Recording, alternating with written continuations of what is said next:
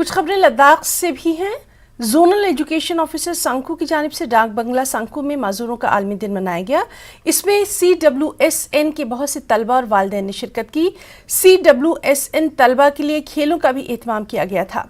Zonal education officer ने CWSN तलबा के वालिदैन से खिताब करते हुए कहा कि वो अपने दूसरे बच्चों की तरह इन तलबा पर भी ज़्यादा तवज्जो दें, साथ ही इनकी सफाई पर भी खुसूसी तवज्जो दें। इस मौके पर तमाम तलबा और वालिदैन के लिए खाने का खास इंतजाम किया। बच्चों में इनामात भी तकसीम किए गए।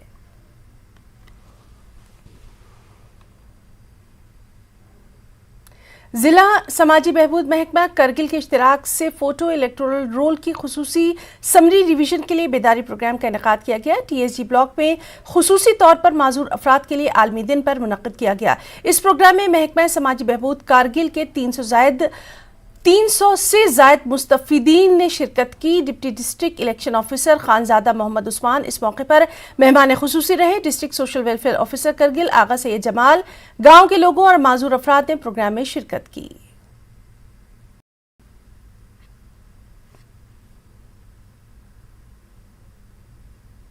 कुछ खबरें हिमाचल प्रदेश से भी हैं। चुनाव परिणाम से पहले बीजेपी आज एक बड़ी बैठक करने जा रही है। ये बैठक धर्मशाला में आज सुबह 11 बजे डिपोलो होटल में होना है, जहां परिणाम आने के बाद की स्थितियों को लेकर मंथन किया जाएगा।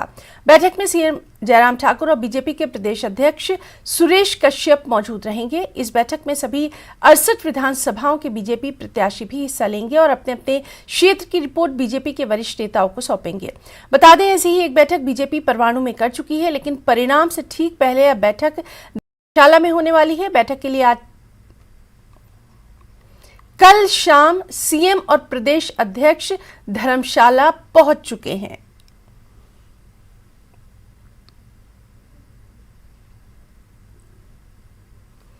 हिमाचल में पुलिस कांस्टेबल भर्ती पेपर लीक मामले में सीबीआई ने करीब 6 महीने बाद FIR दर्ज की है। बता दें कि प्रदेश सरकार ने 17 मई 2022 को पुलिस कांस्टेबल भर्ती की लिखित परीक्षा के पेपर लीक मामले की जांच सीबीआई को सौंपने का फैसला किया।